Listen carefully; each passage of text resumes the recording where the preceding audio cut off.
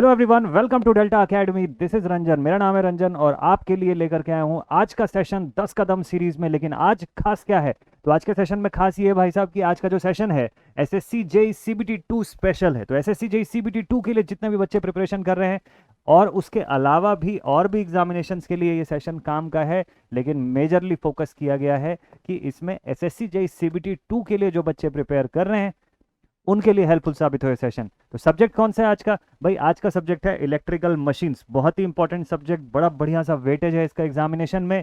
और चूंकि अभी सीबीटी 2 में 3 मार्क्स के क्वेश्चंस आने वाले हैं तो आपको पता रहना चाहिए कि किस लेवल के किस तरीके के क्वेश्चंस आपको पढ़ के जाने हैं। एकदम बहुत डिफिकल्ट क्वेश्चन भी नहीं करना है और एकदम बहुत ईजी क्वेश्चन पर भी नहीं जाना है। उनके मिड के लेवल का क्वेश्चन जो है, जो आपको 3 मार्क्स का वेटेज दिलाएगा, जहां पर कैलकुलेटर भी अलाउड होगा, virtual calculator.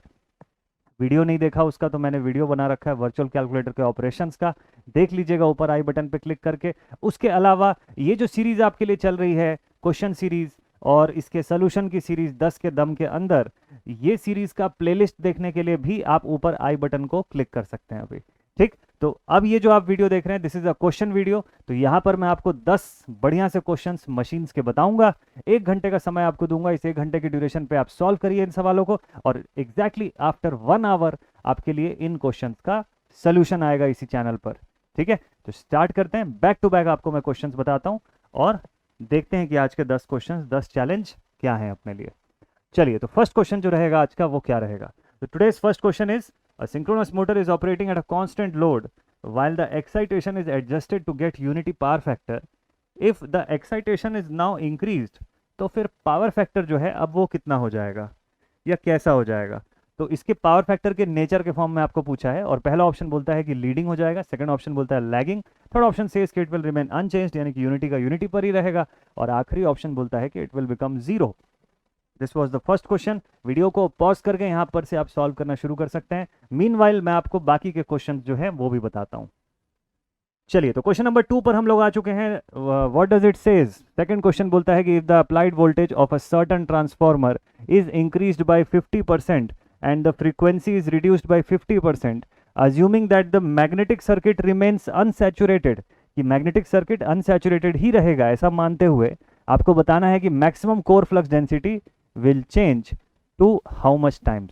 Maximum core flux density जो है वो कितने टाइम्स बदल जाएगी? तो पहला ऑप्शन है 2 times, second option is 3 times, third option is 4 times and last option is half times.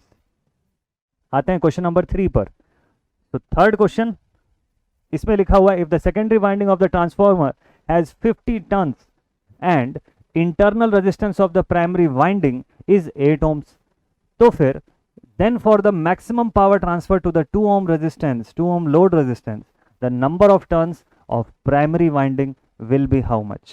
पहला ऑप्शन 100, दूसरा ऑप्शन 200, तीसरा option 400 and last option is 250। Next question पे चलते हैं। तो चौथा सवाल लिखा हुआ है calculate the regulation of transformer in which the ohmic loss is 1% of the output and reactance drop is 5% of the output voltage. तो फिर आपको बताना है और तो फिर आपको यहाँ पर दिया हुआ है कि when the power factor is 0.8 leading. ठीक है, आपको क्या बताना है? Calculate the regulation of the transformer. आपको बताना है यहाँ पर रेगुलेशन ऑफ द ट्रांसफॉर्मर। ठीक है, चलिए देखते हैं कितना दिया हुआ है। रेगुलेशन पे पहला डेटा आपको दिया हुआ है 3.75%, दूसरा ऑप्शन दिया हुआ है 2.2%, third option is -8.7% and last option is -2.2%। ठीक है, तो अब आते हैं हम लोग 5वें सवाल पर, क्वेश्चन नंबर 5। फिफ्थ क्वेश्चन लिखा हुआ है अ 50 kVA ट्रांसफॉर्मर, 50 kVA का ट्रांसफॉर्मर है जिस पर कोर लॉसेस 400 वॉट के हैं and full load copper losses जो है वो 800 वॉट्स के हैं यहाँ पर। What is the load corresponding to maximum efficiency? What is the load corresponding to maximum efficiency? So first option is 35.35 kVA, second option is 22.12 kVA, third option is 65.55 kVA and last option is 98.22 kVA। बड़े questions आपको आज शुरुआत में ही देखने को मिलेंगे। ठीक है, चलिए नेक्स्ट क्वेश्चन, क्वेश्चन नंबर 6 पर आ गए हम लोग। छठा क्वेश्चन लिखता है कि अ 10 kVA auto transformer has a turn ratio of 0.4, तो power transferred inductively will be how much? First option 6 kVA, second option 4 kVA, third option 0.6 kVA and last option is 10 kVA। Question number 7 पर आते हैं अब इसके बाद। 7वां सवाल और यहां पर लिखा हुआ है कि if the excitation of the synchronous generator fails it will act as a, excitation अगर सिंक्रोनस जनरेटर का फेल हो जाता है तो वो किसके तरह एक्ट करेगा? पहला ऑप्शन सिंक्रोनस मोटर की तरह, दूसरा ऑप्शन है कि इंडक्शन मोटर की तरह, तीसरा ऑप्शन है कि सिंक्रोनस जनरेटर की तरह, और लास्ट ऑप्शन है कि वो इंडक्शन जनरेटर की तरह एक्ट करेगा। 8वें सवाल पर चलते हैं। यहाँ पर एक डायग्राम बना हुआ है इस क्वेश्चन के साथ ही, और लिखा हुआ है कि two pole machine shown below has 12 slots on a rotor. अब लिखा हुआ है a coil of 900 turns is equally distributed in the slots.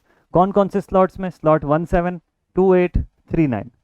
तो अब आपको बताना है कि इनका डिस्ट्रीब्यूशन फैक्टर जो है वो कितना होगा। तो first option is 0.65, second option is 0.91, third option is 0.717 and last option is 0.33। Question number 9 पर आते हैं हम लोग। 9th क्वेश्चन आप सभी के स्क्रीन पर अभी दिख रहा है आपको। लिखा हुआ है the pull out torque of a synchronous motor is generally dash times its full load torque. Pull out torque synchronous motor का जनरली कितने टाइम्स होता है उसके फुल लोड टॉर्क से? फर्स्ट ऑप्शन है 1.25 to 3.5, second option is 5 to 10, third option is 6 to 9 and last option is 0.5। चलिए भाई, अब चलते हैं हम लोग आज के आखिरी क्वेश्चन की तरफ। So this is the last question of the day जो आपको आज सॉल्व करना है।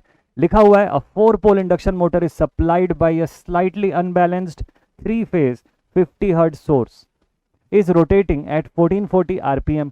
अब बोलता है कि the electrical frequency in hertz of the induced negative sequence current in the rotor वो कितना होगा? पहला ऑप्शन है किसमें? 93, ये सब हर्ट्ज में चल रहा है। दूसरा ऑप्शन है 75, तीसरा ऑप्शन है 88, लास्ट ऑप्शन है 98।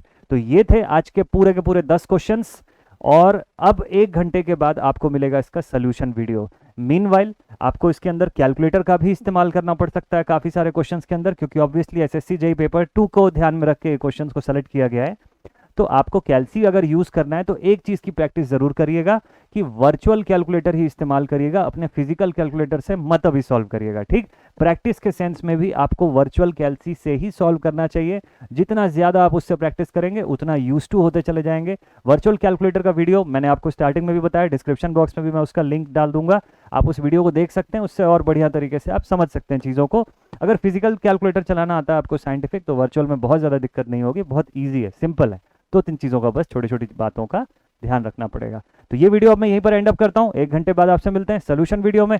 मस्त तरीके से सॉल्व करिएगा, उसके बाद ही सोल्यूशन वीडियो देखिएगा तो मज़ा आएगा। Take care and thank you so much all my dear students for watching this video. जय हिंद।